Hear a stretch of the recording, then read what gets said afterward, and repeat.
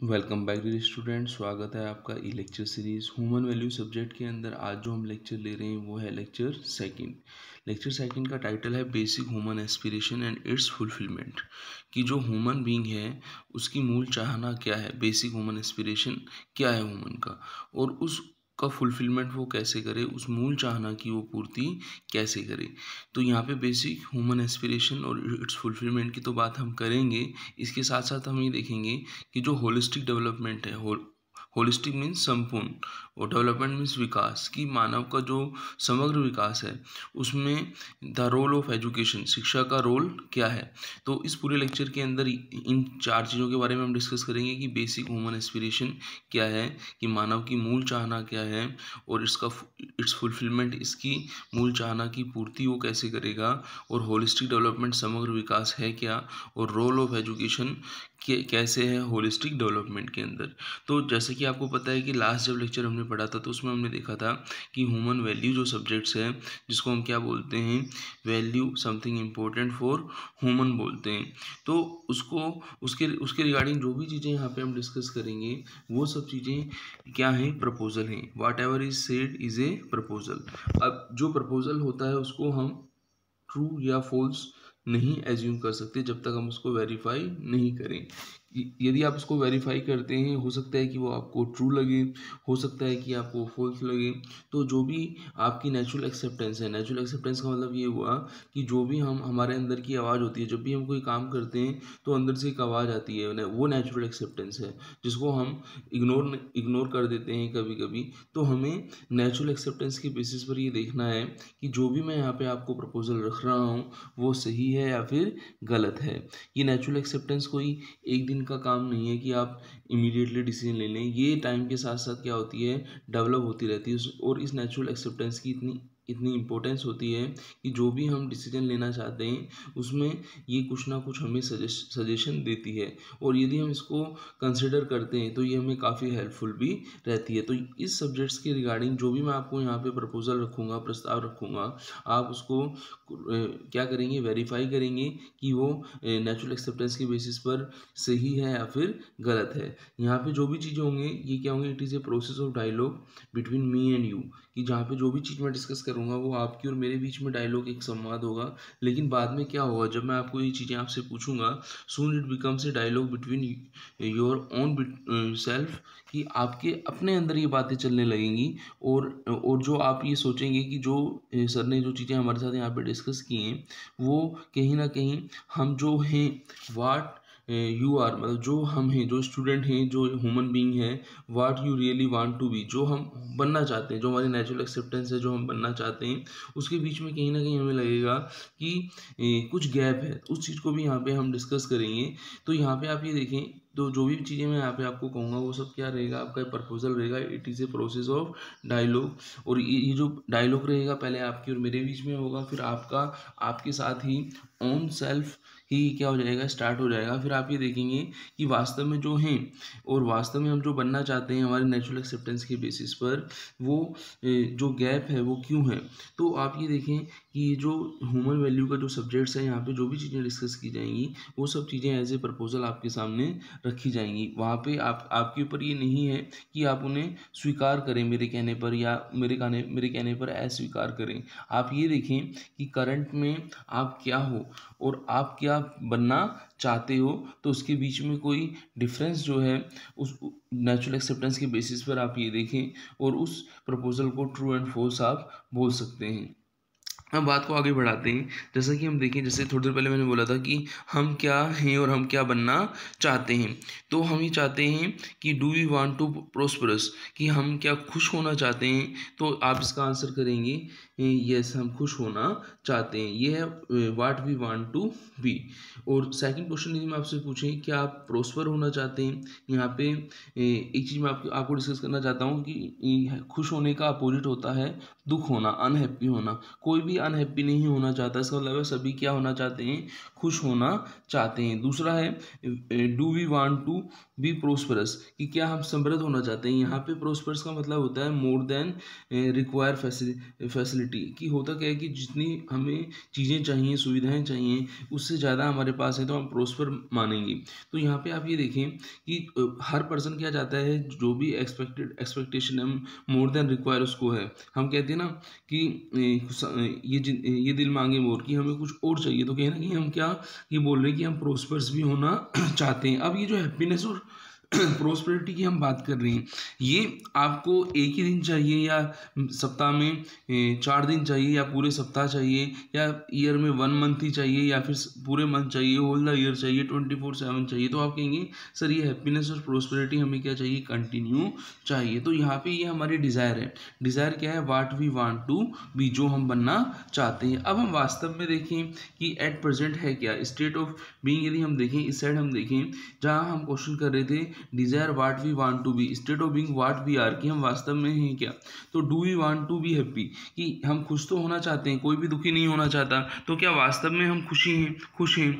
हम प्रोस्पर्स भी होना चाहते हैं, तो क्या वास्तव में हम प्रोस्पर्स हैं। अब बात ये आती है कि ये जो है आप अनहैप्पी नहीं होना चाहते, हैप्पी होना चाहते हो। आपको लैक ऑफ फिजिकल फैसिलिटी नहीं चाहिए, आपको मोर देन रिक्वायर चाहिए, आपको सुविधाएं ज़्यादा चाहिए जितनी आप ये देखें हर दिन हमारी सुविधाएं क्या होती हैं, हम चाहते हैं कि हम मेरे पास ये भी हो, गाड़ी भी हो, बंगला भी हो, ये भी हो, मेरे पड़ोसी से मेरे पास ज़्यादा चीज़ें हों। हम कहीं ना कहीं देखें हम अपने जो भी नोन है उससे ज़्यादा प्रोस्पर्स होना चाहते हैं। तो क्या हम इसकी कंटिन्यूटी के लिए हम कोई एफर्ट कर रहे हैं, ये हम उसकी कंटिन्यूटी जो हम चाह रहे थे उसकी कंटिन्यूटी लिए क्या हम एफर्ट कर रहे हैं। तो यहाँ पे हम देखें कि जो हम चाह रहे हैं, ठीक है ना, desire what we want to be, जो हम चाह रहे हैं और वास्तव में जो हम एट प्रेजेंट जो कर रहे हैं उन दोनों के बीच में क्या है, देखो आप गैप है। तो क्वेश्चन ये आता है कि why this gap between our desire and our state of being, कि हम जो चाह रहे थे और जो वास्तव में है उसमें गैप क्या है। क्या ये जो गैप है रियली क्या हम इस गैप को कम कर रहे हैं या फिर टाइम के साथ साथ ये गैप क्या होता जा रहा है, बढ़ता जा रहा है। जैसे कि एक छोटा सा एग्जांपल मैं आपको दूं कि यदि हम घर पे बैठे हैं, डाइनिंग टेबल पे खाना खा रहे हैं, तो खाना खाते समय हम अपनी फैमिली के साथ यही डिस्कस करते हैं कि हमें अब क्या खरीदना चाहिए। हमें घर छोटा है, घर बड़ा लेना है, हमें टीवी फ्रिज जो भी है, सर्दियों के टाइम में हमें जो हीटर लेना है, गर्मियों के टाइम में हमें एसी लेना है। इस तरीके से हम ये देखते हैं कि हम फिजिकल फैसिलिटी पर ज़्यादा ध्यान दे रहे हैं। हमें किसी शादी पर जाना है, उसने कितना कन्यादान दिया था, ये तो हमें उसको कितना कन्यादान देना है, हमें उसको कितना रिटर्न करना है। कहीं ना कहीं हम फैमिली के साथ हम यदि हम फैमिली में देखें तो हर पर्सन का रोल है। एक यदि पेरेंट्स है तो उसका रोल है अपने बच्चों के लिए भी, अपने ग्रैंड पेरेंट्स जो हैं अपने माता पिता के लिए भी उसके लिए रोल है। एक हस्बैंड है उसका भी रोल है अपनी वाइफ के लिए, अपने बच्चों के लिए, अपने माता पिता के लिए। तो उसको उस रोल के बारे में उससे पूछना है, अपने फैमिली मेम्बर से, कि बेटे से पूछना है, माँ से पूछना है, अपनी पत्नी से पूछना है कि क्या मेरे जीने से आप खुश हो, जिस तरीके से मेरे जीने का जो मेथड मैं यूज़ में ले रहा हूँ, क्या आप उससे खुश हो। तो हम कहीं ना कहीं हम ये देखें तो हम फिजिकल फैसिलिटी पर ज़्यादा ध्यान दे रहे हैं, हम प्रोस्पेरिटी पर ध्यान नहीं दे रहे हैं, हम उसकी कंटिन्यूटी पर हम ध्यान नहीं दे रहे हैं। इसी के कारण इसीलिए हमारे जो करंट स्टेट जो है और जो हमारे डिज़ायर स्टेट है उसके बीच में क्या है, गैप है। ये गैप जो है ये दिन ब दिन क्या होता जा रहा है, बढ़ता जा रहा है। हम कंटिन्यू जो एफर्ट कर रहे हैं, हम किस लिए एफर्ट कर रहे हैं कि हम कंटिन्यूटी ऑफ हैप्पीनेस और प्रोस्पेरिटी के लिए जो हम एफर्ट कर रहे हैं, हम कहीं ना कहीं फिजिकल फैसिलिटी को बढ़ाने पर या फिजिकल फैसिलिटी के एकोमुलेशन संग्रह पर हम ज़्यादा जोर दे रहे हैं। हम यदि छोटा सा एग्जांपल लें कि फिजिकल फैसिलिटी क्या होती है, जैसे हम एक एग्जांपल लें, फॉर एग्जांपल यदि आप देखें यहाँ पे मैंने जो चीज़ें आपको बताई ना, we have assume that happiness and prosperity will ensure when we have enough physical facility. What effort we are making other than accumulation of physical facility? हम सब कुछ सारे एफर्ट किस पर कर रहे हैं, हम फैमिली में रहते हुए अपना जो रोल है हम वो नहीं देख रहे कि हस्बैंड वाइफ से नहीं पूछ रहा, वाइफ हस्बैंड से नहीं पूछ रही कि मेरे जीने से आप खुश हो। हम कहीं ना कहीं एक दूसरे के साथ फिजिकल फैसिलिटी का मतलब ये हुआ कि हम सुविधाओं के बारे में बात कर रहे हैं कि यदि मुझे सुविधा मिल रही है तो मैं खुश हो जाता हूँ, यदि मुझे सुविधा नहीं मिल रही है तो मैं दुखी हो जाता जाता हूँ, तो कहीं ना कहीं आप ये देखें कि जो रिलेशनशिप है, रिलेशनशिप पर लोगों का फोकस नहीं है। इसका एक एग्जांपल भी हम लेते हैं जो मैं आपको थोड़ी देर पहले बोल ही रहा था कि physical facility is necessary. When an animal has lack of physical facility it become uncomfortable and when it get physical facility it become comfortable। जैसे कि आप देखें कि पशु जो है, जो सुविधा के अभाव में वो क्या होता है, परेशान हो जाता है, ठीक है ना। लैक ऑफ फिजिकल फैसिलिटी होती है तो वो परेशान हो जाता है, लेकिन जब सुविधा मिल जाती है, जब उसको सुविधा मिल जाती है तो वो आराम में आ जाता है। जैसे आप ये देखें, when a cow gets stomach full of grass, कि जैसे पेट भर घास मिल जाए तो गाय क्या होती है, आराम से जुगाली करने लगती है, वो दुनिया भर की सारी टेंशन को छोड़ देती है। और यदि उसको वही फिजिकल फैसिलिटी जो है टाइम पे नहीं मिलती तो आपने देखा हो, सुना हो कि गाय या भैंस जो है अपना खूंटा तोड़ने लगती हैं, चिल्लाने लगती हैं, बोलने लगती हैं। बोलना इन द सेंस ये वो जोर जोर से दहाड़ने लगती हैं, जो भी है। तो आप ये देखें कि वो परेशान होता नहीं होता, पशु जो होता है परेशान होता नहीं होता, लेकिन सुविधा मिल जाने पर वो और चीज़ें नहीं सोचता, वो फिर आराम से, जैसे गाय है आराम से जुगाली करने लगती है, उसका पेट भर गया। जबकि हम ह्यूमन को देखें तो ह्यूमन क्या है, when human being is a lack of physical facility become uncomfortable. यहाँ पे भी देखिए, ह्यूमन को यदि कोई चीज़ रिक्वायर है तो वो अनकंफर्टेबल होगा नहीं होगा। जैसा कि हम ये देखें कि जब लॉकडाउन हुआ था, जब फर्स्ट टाइम लॉकडाउन हुआ था तो वहाँ पे लोग अपने घरों से बाहर थे, दूर दूर थे, तो घर पहुँचना बड़ा मुश्किल हो गया था, लेकिन किसी के पास खाना नहीं था, सब अनकंफर्टेबल थे। तभी कुछ लोगों ने अपने घर से सब्जी, पूड़ी वगैरह, पानी वगैरह उस सब की उनको रोड में जाते हुए लोगों को बांटा कहीं ना कहीं। तो आप ये देखें कि वो पर्सन अनकंफर्टेबल थे। हम भी कभी कभी घर पे खाना टाइम पे नहीं मिलता तो हम भी क्या हो जाते हैं, अनकंफर्टेबल हो जाते हैं। तो जैसे पशु की बात थी कि पशु सुविधा के अभाव में परेशान होता था, वैसे मनुष्य भी क्या हो रहा है, सुविधा के अभाव में क्या होता है, परेशान और दुखी होता है। मतलब अनकंफर्टेबल रहेगा और क्या रहेगा, अनहैप्पी रहेगा। But once he get the physical facility he forget about it and started thinking about 100 other things. और जैसे ही उसको सुविधा मिल जाती है तो वो उसके बारे में भूल जाता है। जैसे उसको खाना मिल गया तो भूल गया कि खाना मिला है, उसके लिए कोई थैंक्स नहीं करेगा। इसके अलावा वो आगे की 100 अदर थिंग्स के बारे में वो सोचने लग जाएगा। वो 100 और चीज़ों के बारे में सोचने लग जाएगा कि मेरे पास चलो खाना तो हो गया, अब ये भी नहीं है, मेरे पास ये भी नहीं है, वो कंपैरिजन करने लग जाएगा। तो कहीं ना कहीं हम ये देखें कि जो हमें डेली भर पेट खाना मिल रहा है तो उसके लिए हमें खुश होना चाहिए या फिर नहीं होना चाहिए। तो आप बताएंगे मुझे कि आप इस बात पर रोज़ खुश होते हैं कि आपको भरपेट भोजन मिल रहा है, तो आप कहेंगे हाँ सर, कहीं ना कहीं हम इस चीज़ को भूले हुए थे कि भरपेट भोजन मिलना भी इस टाइम में बहुत बड़ी बात होगी। जब कोरोना काल में हमने देखा कि रोटी कपड़ा मकान ही हमारे लिए ज़रूरी है। हम एक्यूमुलेशन ऑफ फिजिकल फैसिलिटी जो अदर्स जिनको हम मानते हैं, जैसे कि हम ये देखें कि हम जैसे मूवीज़ देखना, कहीं घूमना और कहीं खाने के लिए बाहर जाना, ये सब चीज़ें हमारे लिए क्या हो गई थी, नॉट रिक्वायर्ड थी। उस समय हम देखें तो हमारे लिए रोटी कपड़ा मकान ही रिक्वायर था, तो वो फिजिकल फैसिलिटी क्या थी, इनफ थी। तो फिजिकल फैसिलिटी जो है मनुष्य की यदि हम बात करें तो मनुष्य के लिए क्या है, समथिंग मोर इज रिक्वायर। हम कहते हैं ना, ये दिल मांगे more over above the physical facility. सब ये चाहते हैं कि physical facility is necessary for human being तो है, but something more required is also. तो क्या ये सही है? आप ये देखें, ईयर बाई ईयर देखें तो फिजिकल फैसिलिटीज़ जो हुई हैं ईयर बाई ईयर बढ़ी हैं या फिर कम हुई हैं, समय के साथ साथ क्या हुई हैं। कहने का मतलब ये हुआ कि हम हैं, हमारे पेरेंट्स ने हमें ज़्यादा सुविधाएं दी हैं, या हमारे पेरेंट्स को, हमारे जो ग्रांड पेरेंट्स थे उन्होंने उनको ज़्यादा सुविधा दी है। तो आप कहेंगे कि नहीं सर, कि पहले हमारे पेरेंट्स को, ग्रांड पेरेंट्स में इतनी सुविधाएं नहीं दी थी जितने हमारे पेरेंट्स ने हमें दी है। पर हम यदि रिलेशनशिप की बात करें तो हमें जो फिजिकल फैसिलिटी है हमारे पेरेंट्स से अच्छी मिली है, और हमारे पेरेंट्स को हमारे ग्रांड पेरेंट्स से वो फैसिलिटी कम मिली थी, फिजिकल फैसिलिटी। और यदि हम रिलेशन की बात करें तो रिलेशन में अपोजिट है कि हमारा रिलेशन हमारे पेरेंट्स के साथ इतना अच्छा नहीं है जितना हमारे पेरेंट्स का हमारे ग्रांड पेरेंट्स के साथ है। तो कहीं ना कहीं हम ये देखें कि फिजिकल फैसिलिटी तो बढ़ रही है, लेकिन रिलेशनशिप का क्या हुआ है, लैक हो रहा है। तो यहाँ पे आप ये देखें, to find out what else is require over and above physical facility is the unhappiness in our family more due to lack of physical facility or more due to lack of fulfillment in relationship।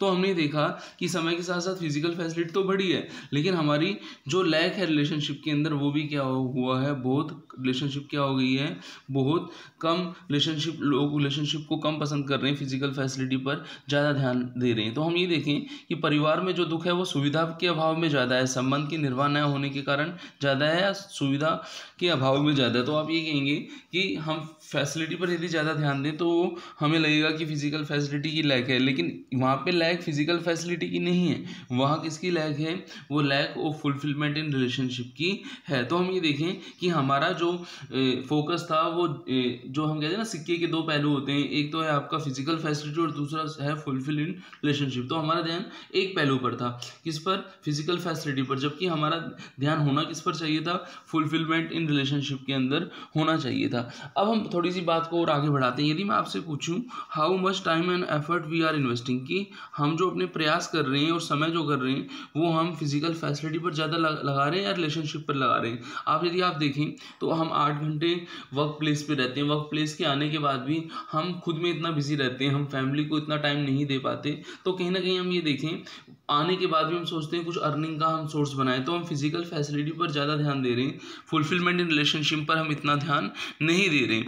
अब जब आप प्रयास ही physical facility के लिए कर रहे हो, वो कहते हैं ना कि बोए पेड़ बबूल का तो आम कहाँ से होए, कि आपका बबूल का मतलब ये हुआ कि आप फिजिकल फैसिलिटी को फोकस कर रहे हो और आप चाह रहे हो कि उससे आपको आम मिले, तो ये तो पॉसिबल नहीं है।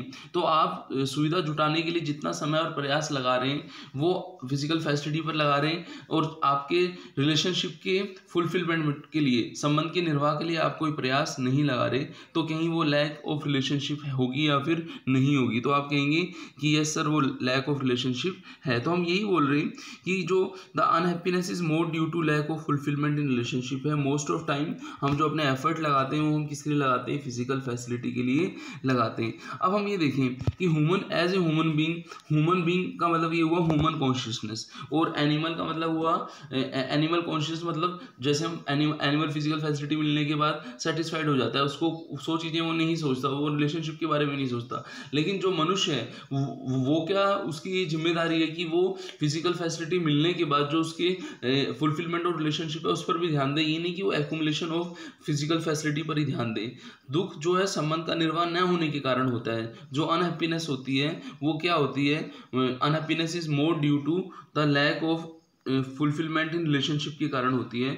जो हम अपना समय लगाते हैं, प्रयास जो लगाते हैं, हम जो अपने एफर्ट लगा रहे हैं, टाइम जो लगा रहे हैं, वो हम किसके लिए लगा रहे हैं, हम एक्यूमुलेशन ऑफ फिजिकल फैसिलिटी पर लगा रहे हैं, जबकि हमें उसको लगाना किस पर चाहिए, बोलो यस हमें किस पर लगाना चाहिए, हमें उसको लगाना चाहिए रिलेशनशिप पर। फॉर ए ह्यूमन बीइंग, यदि हम देखें, for a human being physical facility is necessary, कि मानव के लिए सुविधा आवश्यक भी है, but relationship is also necessary, but संबंध भी क्या है, आवश्यक है। On examining we find that this is a fundamental difference between animal and human consciousness। अब यही मेन डिफरेंस हो गया कि एनिमल तो खाली फिजिकल फैसिलिटी से सेटिस्फाइड हो जाता है, कि मैन को फिजिकल फैसिलिटी के साथ साथ रिलेशनशिप भी जरूरी है। हम देखें physical facility is necessary for animal and necessary for human being, दोनों के लिए नेसेसरी है, कि जो सुविधा है पशु के लिए भी आवश्यक है और मनुष्य के लिए भी आवश्यक है। और यदि हम देखें हाउएवर, परंतु for animal physical facility is necessary, पशु के लिए सुविधा आवश्यक भी है एंड कंप्लीट, और आपकी पूर्ण भी है,